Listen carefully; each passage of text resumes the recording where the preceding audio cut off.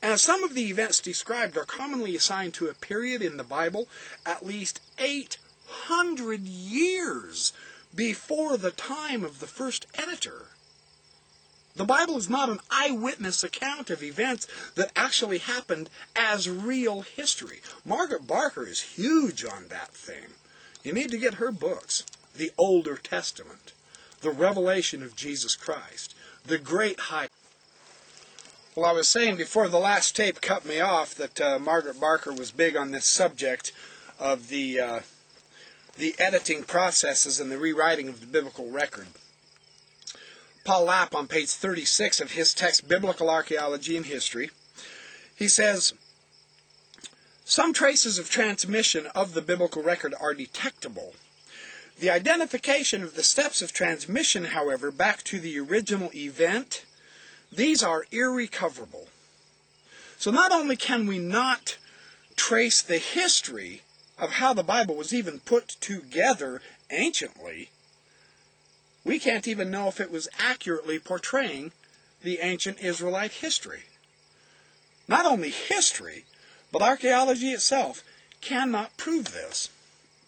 There is no proof yet.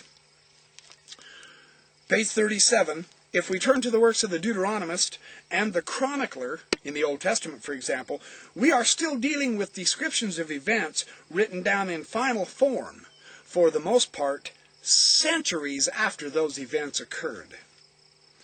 And that's what Margaret Barker has been showing for the past 2 decades in her writings.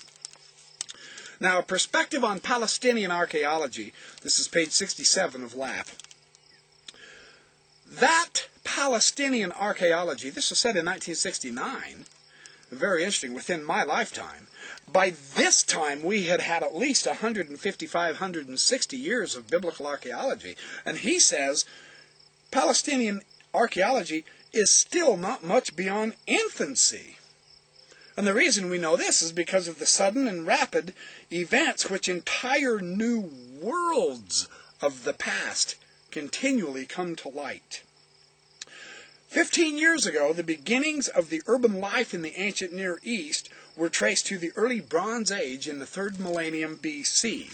Now an amazingly sophisticated urban world, with massively fortified towns, homes with features admired even in our day today, long trade routes, and highly developed art, is emerging in the 7th and 6th millennia BC. He's talking 6,000 BC. That's how much things have changed. He goes through the various waves of invaders who reached Palestine, and he's talking about the various histories of the Persian period from the 6th to the 4th century, so on and so forth. This is not the place to catalog the current flood of archaeological discoveries in Palestine, but these examples provide some indication of how rapidly our knowledge is expanding, and the radical changes in perspective that this new information is bringing to us. Many of the conclusions of the excavators up to 1969, before the World War II, were radically wrong. So now we have to reassess things. Archaeology didn't prove the Bible up to that point, because the interpretations of that data were wrong. That's sobering, but that's how archaeology works. It doesn't work by proving the Bible true.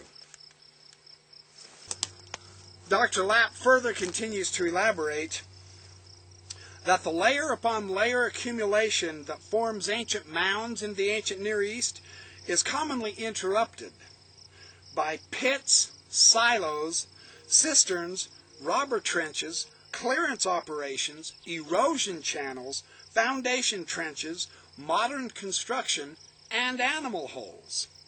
Any of these elements which is not isolated, these can vitiate the interpretation of the archaeological evidence. In other words, they can destroy the evidence.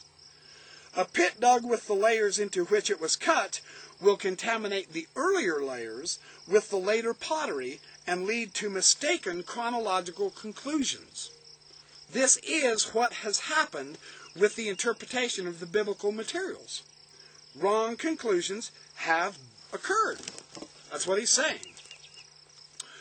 On page 83, and this is astonishing, as of 1969, so 1969, I keep saying 1969, yeah, 1969, roughly only 2% of potentially good archaeological sites in Palestine have been touched, and only in rare instances is more than 5% of a site excavated.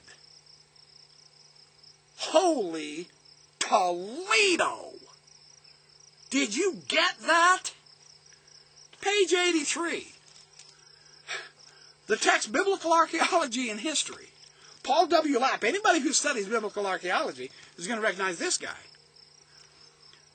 2% have only even been touched across all of Palestine. And of that, only 5% has been excavated. Now, how on earth are you going to prove the Bible with such meager amounts? You aren't. We have only just begun. Now, isn't that what I've been saying about the Book of Mormon sites, too? After 150 to 200 years of biblical archaeology, up to 1969, we haven't even excavated 2% of the ruins, and of that 2%, of each one of those, only 5% have been excavated? We don't know anything yet about it. That's what I've been saying about the Book of Mormon lands in Mesoamerica. It is the same situation. There is no finality in archaeology yet. None. This is a world-class scholar I'm quoting to you, you guys. Go get this book, Biblical Archaeology and History. See if I'm reading this right. I was blown away when I read that. I honestly had assumed we were, 60, 70, 80% done. We aren't even 5% of 2% yet, as of 1969. Has it changed radically from that? Yes and no. I'm willing to bet we still haven't done 10% of the work yet necessary. That's how little we know. We have to come to grips with this before you make ridiculously overgeneralized false statements about what archaeology proves. It can't prove the Bible. That's not to disparage the Bible. That's to live in the current reality and rational universe. The amount of trustworthy data available to the historian is an extremely limited sample. There you have it. So anyway, Paul Lapp, phenomenal man. Page 89. The more I look, the more I find. Page 89. Can archaeological discoveries substantiate the historical accuracy of the Bible? Can archaeological discoveries substantiate the historical accuracy of the Bible? On the basis of almost every individual facet of this discussion in the first 100 pages of his book, the question should be answered with a resounding no. Paul Lapp, page 90, Biblical Archaeology and History. The comparatively few final excavation reports trustworthy by present standards, the uncontrolled and minimal sampling of the evidence,